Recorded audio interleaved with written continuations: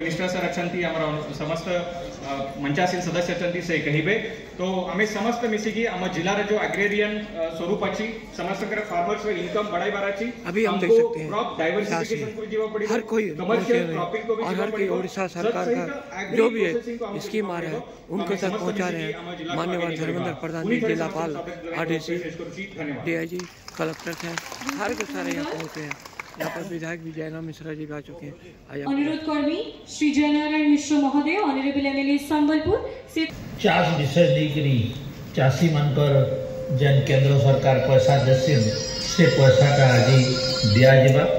से लगी आम मैंने ठोल एवं चाष केनता आगामी दिन रे नुआ पद्धति रे आधुनिक पद्धति रे चाष करी उत्पादन बढ़ावा संगे संगे आज चाष उपरे जेन जेन प्रकार आह्वान अच्छे से विषय रे आमे माने आलोचना करमा आओ आगे जाइकरी चाष केनता परिवर्तन करी पारमा परिवर्तन करी केनता अधिक लाभवान हमा जेन प्रधानमंत्री कहिछन जे लाभ के द्विगुण करबा तो लाभ केनता द्विगुण हवा आओ उत्पादन केनता बढ़वा इटा मूल जिनस है। मूल जिनस आउ गोटे है जे आम धान चाष करूँ बोले धान चाष करूँ आम गहम चाष करूँ बोले गहम चाष करूँ इतारे केनता कि परिवर्तन करमा सेटा को इंग्राजी रे जहाँ भी बोलूँ आमर भाषा रे चाष रो परिवर्तन आमे आग कलमी गछरू अनेक प्रकार आम आमे बाहर करि पारुछु हेंता अनेक प्रकार बुरो अच्छे संतरा अच्छे लिचू अच्छे जेनटा आमर एरिया ने ही पारबा केनता काम कले भल हवा से दृष्टि आमर जेन माने ई दिगरे एक्सपर्ट आन से माने निश्चित भाव रे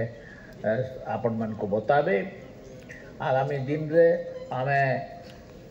आमे तो केनाल बेल्ट रे केते अमल करूछु आज पताबेरा एरिया जाइछे मुई पताबेरा एरिया रे 50 बैग तक समाने धान बाहर कर साइले आमे बिकुछु केते 18 बस्ता बोले बाकी जेन व्यवस्था धान होची से धान माने सरकार भी घिनी नहीं पारे आमे ताकू सबुथुरु कम दाम रे बिकवार लगी बाध्य हो किंतु ईटा जदि सरप्लस धान को आमे जदि आमर बाजार अच्छे आम लगी बाजार टाकी आमे तमिलनाडु साउथ तमिलनाडु को दे पार उष्णा चाउल से खाऊ केरल टा पूरा उष्णा चाउल एरिया है आ से उष्णा चाउल खाऊ।